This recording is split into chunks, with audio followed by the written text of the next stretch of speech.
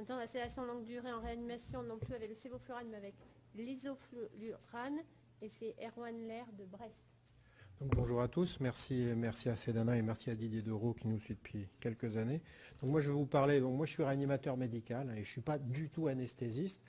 Donc je vais vous faire une présentation plus simplexe que le point de vue de l'anesthésiste et on va discuter un peu monitoring justement. Parce qu'il y a des choses que je n'ai pas encore forcément compris sur le sujet. Alors, comment est-ce qu'on fait, Martine l'a déjà dit, comment est-ce qu'on fait de la sédation par halogénée. On va utiliser notre anaconda, ça c'est certain, on va utiliser le pouce-seringue. Il y a éventuellement, en fonction du pouce-seringue, des réglages d'alarme de pression à modifier un tout petit peu. On va utiliser le moteur, et le moteur, là, ça va être essentiellement le gaz du respirateur artificiel. Puis il y a le monitoring. Le monitoring, ça c'est sûr, pour un anesthésiste, j'ai aucun doute que c'est strictement indispensable. Sauf que nous, on est entièrement équipés en monitoring, ça ne nous pose aucun souci. On démarre toujours et on vise à peu près 0,5 de FE. Sauf que la FE, on ne la voit jamais bouger. Ça, c'est la première chose. Et la deuxième chose, c'est qu'on monitore le patient, mais on le monitore avec un objectif de sédation et non pas de FE. Donc, le monitoring, encore une fois, j'en fais toujours. On en fait de façon systématique. C'est consigné de façon systématique dans le dossier. Ça arrive dans notre dossier Philips, mais on ne l'utilise jamais en routine. Donc ça, c'était la première chose sur le monitoring. Après, nous, on utilise en routine un système d'aspiration clos. Je ne sais pas si c'est vraiment si utile que ça. En tout cas, si vous utilisez un système d'aspiration clos, faites extrêmement attention aux plastiques qui forment le système d'aspiration clos, parce que certains plastiques ne sont pas compatibles, en particulier avec l'isoflurane, et le plastique va casser. Mais ça, vous allez vous en rendre compte immédiatement dès les 24 premières heures d'administration. Donc ça, c'est pour l'isoflurane. Il y a eu la cartouche charbon, Martine nous en a déjà parlé. Alors, on avait fait une petite revue, une revue générale sur les avantages et les inconvénients de l'utilisation de l'anaconda et de la sédation, en particulier par isoflurane. Je vais peut-être essayer de répondre en partie à Thomas et je vais surtout montrer quelques résultats par la suite. Si on fait de la sédation par halogénée en réanimation, ce qu'on veut avant tout, c'est d'avoir eu, ça c'est notre première indication, c'est une sédation efficace en cas d'échec. Et la sédation efficace l'échec de la sédation intraveineuse, en particulier en Bretagne, c'est extrêmement fréquent. C'est pas loin de 30% de nos patients. On a très peu de toxicos intraveineux, mais on a beaucoup d'alcooliques sévères et c'est extrêmement fréquent. Alors au début, nous on a commencé à l'isoflurane. On a commencé à l'isoflurane dès 2004. C'est pas un choix qui a été très compliqué. On a choisi l'isoflurane parce qu'à l'époque, le sévoflurane était extrêmement coûteux. Et ce qui nous intéressait, c'était de diminuer le coût de notre sédation. Et à l'époque, donc, le sévoflurane était extrêmement coûteux, mais le midazolam était aussi également extrêmement coûteux en 2004. Donc on a choisi l'isoflurane pour ça, pour des raisons de coût essentiellement. Ça, c'était nos premières raisons. Clairement, le sévoflurane n'était pas utilisable pour nous. Alors bien entendu, on l'utilise aussi pour ce qui fait tout le plaisir de la réanimation médicale, l'asthme aigu grave. Bon, ça, un patient tous les 2 ans, à la limite, c'est plus trop le vrai problème. Par contre, c'est vrai que c'est un effet bronchodilatateur extrêmement puissant. Et entre le sévoflurane et l'isoflurane a un pouvoir bronchodilatateur plus puissant que le sévo. Mais ça, c'est vraiment du détail. On l'utilise aussi de façon non négligeable dans l'état de mal épileptique. Et on a beaucoup d'états de mal épileptiques réfractaires qu'on ne va réussir à casser que avec l'isoflurane. Même sous thiopental, on a des patients qui continuent à convulser avec toutes les complications qu'on peut en avoir. On les met sous isoflurane et puis ils arrêtent totalement de convulser. Alors on a même un malheureux patient qu'on a gardé chez nous pendant 4 mois sous isoflurane. C'est vraisemblablement celui qu'on a sédaté le plus longtemps possible. Et là, il y a la potentielle question de la toxicité neurologique à long terme et de savoir si ce n'est pas ça qui entraîne l'état de mal épileptique. En tout cas, sur des états de mal épileptique de 3-4 jours, c'est certain que c'est un médicament qui est vraiment magique. Et ça, on en a un certain nombre d'indications à l'année. Alors, l'effet cardioprotecteur, on avait mis juste l'effet cardioprotecteur. En fin de compte, c'est pré- et post-conditionnement. Sur les événements cardiaques, il y en a potentiellement d'autres. Il y a des inconvénients aussi.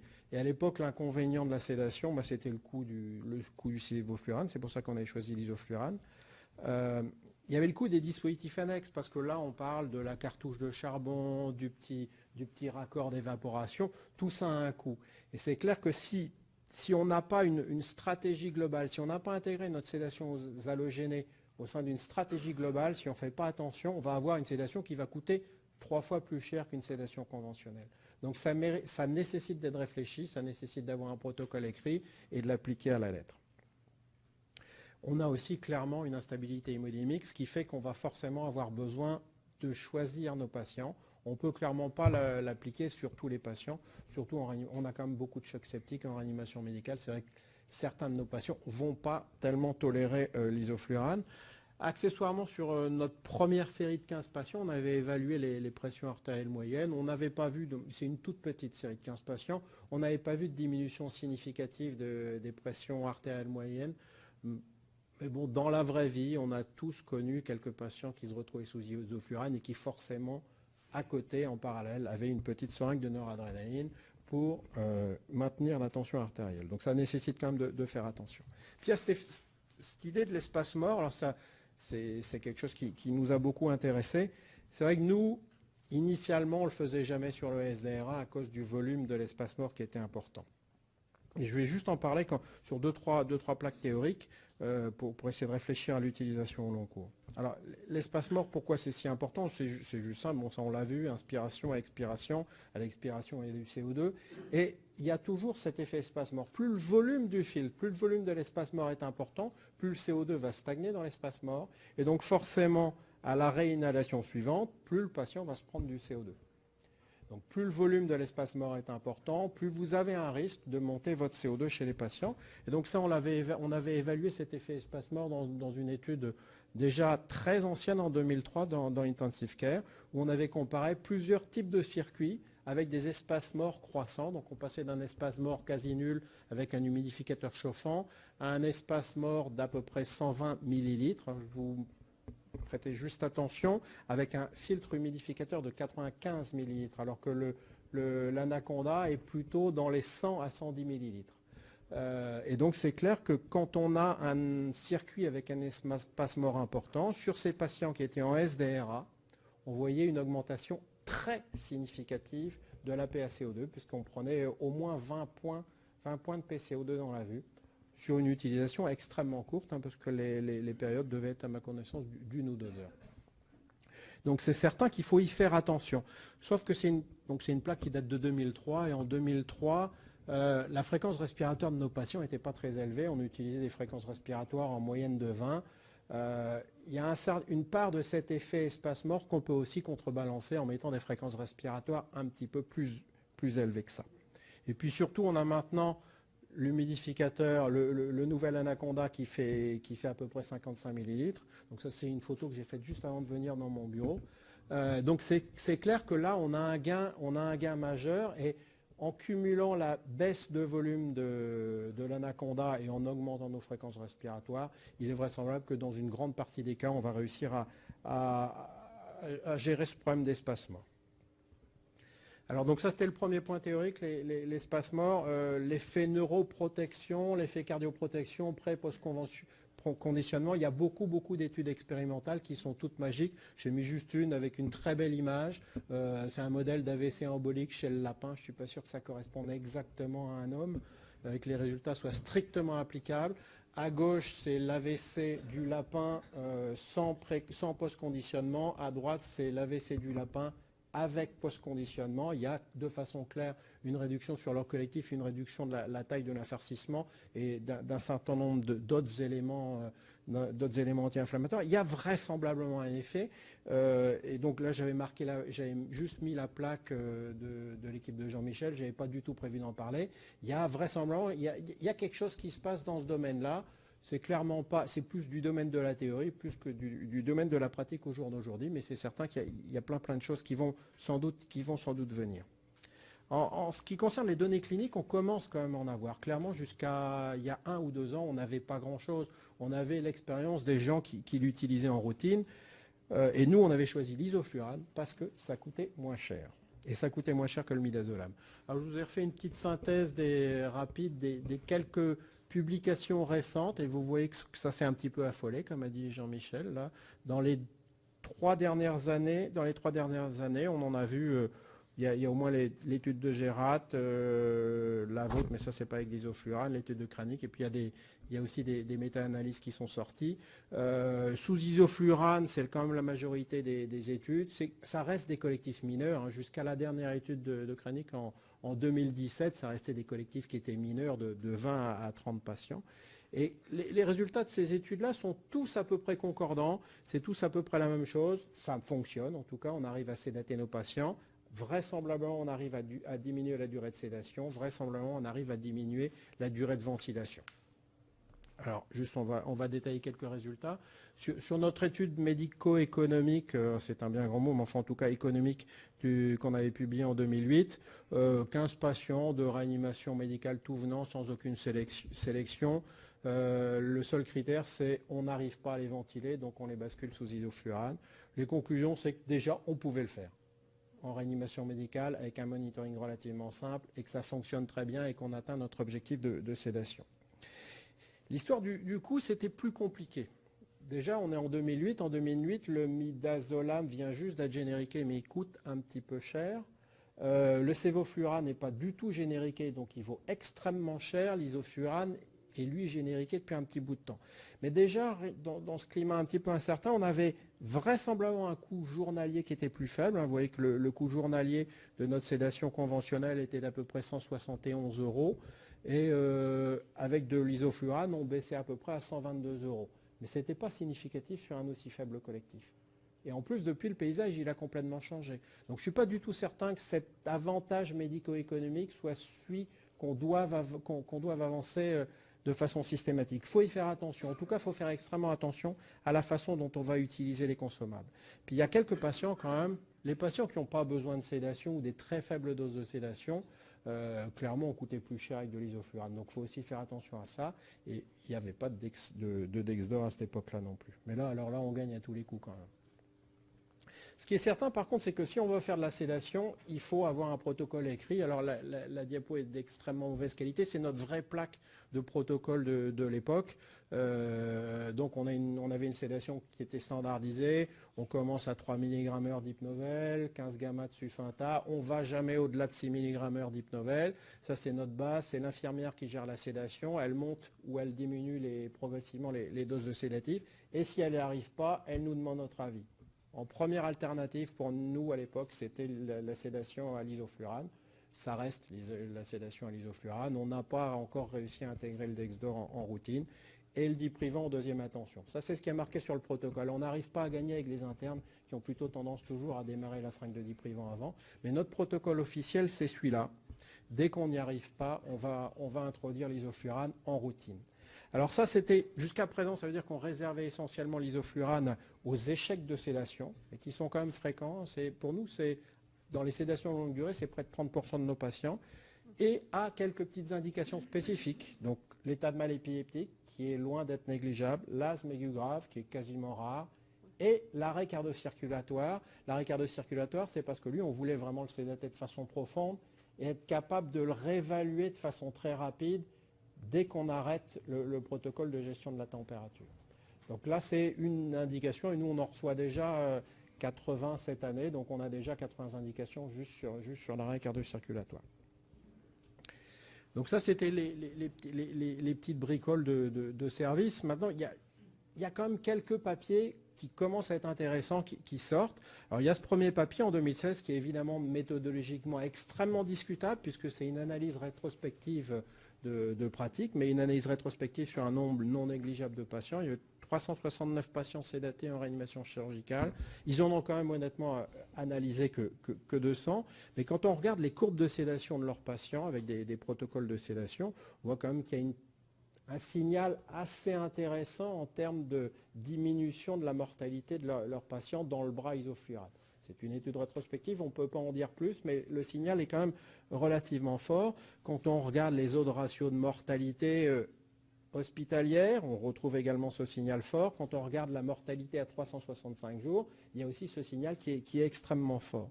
Et puis quand on regarde un autre indicateur qui est le jour sans ventilation à 60 jours, donc on a une augmentation de ces patients sevrés en réanimation sans assistance ventilatoire. Donc il y a quand même, dans cette relativement belle série, il y a un signal aussi assez fort en termes de mortalité, sevrage rapide des patients et mortalité à long terme. Donc il y a peut-être quelque chose à aller chercher, mais bon, c'est 2016, c'est la première vraie belle étude avec une série relativement conséquente.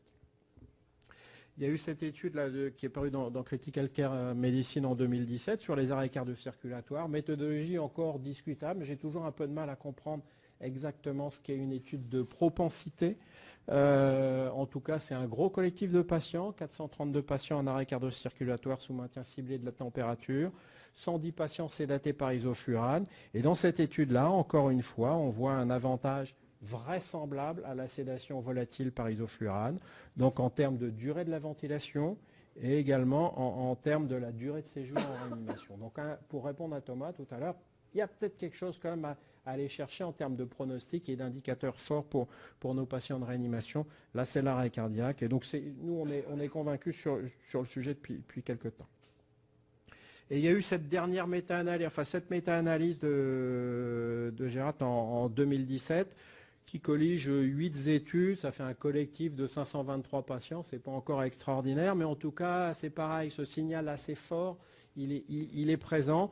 Quand on compare la sédation aux halogénés et majoritairement à l'isoflurane à une sédation par midazolam ou propofol, on a un avantage assez net en termes de durée totale de la ventilation. Quand on se compare au midazolam seul, cet avantage il est majeur.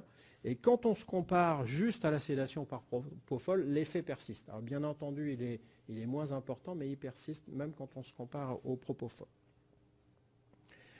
Donc nous, on a notre projet de l'année, c'est en tout cas de démarrer la sédation aux halogénés en systématique avec comme objectif de diminuer le délirium. Donc c'est un PHRC qu'on espère démarrer cette année, qu'on espère être financé à la fin du mois. Ça, c'est a priori, c'est notre objectif. Et puis on a aussi commencé un certain nombre de petites bricoles.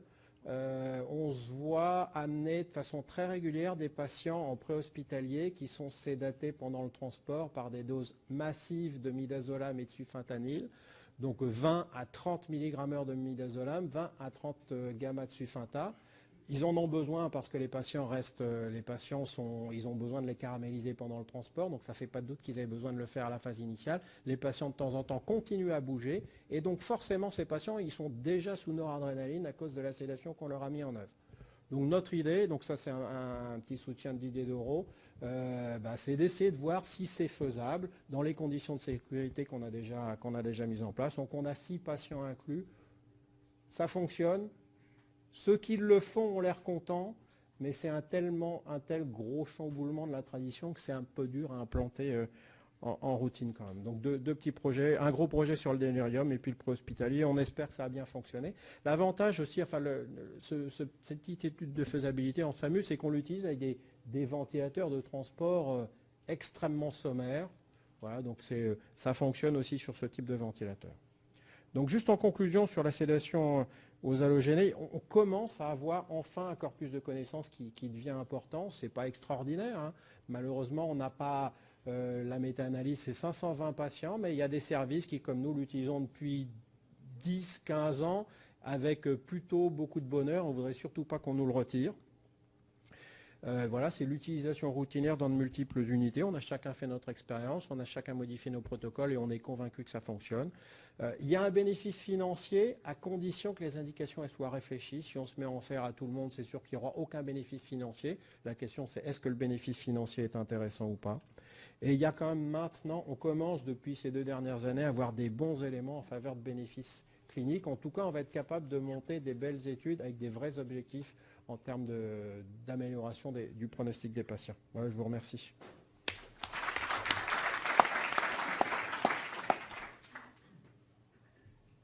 Je vous remercie. Est-ce que vous auriez des questions, s'il vous plaît, sur cette pratique dans 10 ans? Vous avez à peu près regardé les durées de sédation moyenne de vos patients avec cette technique? Honnêtement, on n'a pas regardé de façon précise. Notre durée médiane de sédation, elle est de 6 jours. D'accord. Vous avez des questions? Oui, Martine. Quelle est la proportion de patients de l'unité qui sont ventilés avec cette sédation? C'est un peu compliqué parce que c'est extrêmement variable. Sur un service de 15 lits, on doit avoir tous les mois, on doit avoir 3-4 patients ventilés en routine parce qu'on n'a pas encore implanté notre protocole de sédation systématique qu'on va mettre en place en principe à la fin de l'année. Bertrand. Oui, une petite question parce que, bon, moi je fais beaucoup d'anesthésie, enfin encore un peu, et pas du tout de réanimation, et donc les durées pendant lesquelles les médicaments halogénés en bloc existent, on l'utilise, c'est quelques minutes à quelques heures. Pour les chirurgiens les plus lents, ça fait 10 heures et puis on s'arrête. Vous me disiez, mais c'est la littérature qui le montre, qu'on est plutôt sur des durées extrêmement longues. Vous avez 16 jours en moyenne. Martine avait montré 14 jours. En termes toxicologiques, qu'est-ce qu'on a? Qu'est-ce que vous avez trouvé? Vous avez cherché les fluors, la fonction rénale, les pathologies hépatiques. Je ne parle pas du sévoflurane, c'est un autre débat, mais je parle de l'isoflurane. Enfin voilà, est-ce que vous avez de la documentation toxicologique? Parce que j'avais fait moi, il y a quelques années, des revues complètes sur la toxicologie des médicaments halogénés et c'était extrêmement riche. C'était à l'époque où il y avait un débat marketing désastreux entre différents producteurs d'halogénés. Je passe, qu'on avait avancé des choses intéressantes. Est-ce que vous, dans ces conditions d'utilisation, donc très long cours finalement par rapport à ce que nous on fait au bloc, il y a des données sur la toxico de ces médicaments-là qui peuvent être intéressantes? Ouais, le fluor, nous, on le monitore pas, on le monitore plus parce qu'on sait qu'il va monter. Alors Jean-Michel a publié... C'est toi le reviewer qui nous pose systématiquement la question sur le fluor quand on publie sur le Sévoc. Est-ce que systématiquement là, ouais, ça monte. Oui, le fluor monte, ça monte assez haut.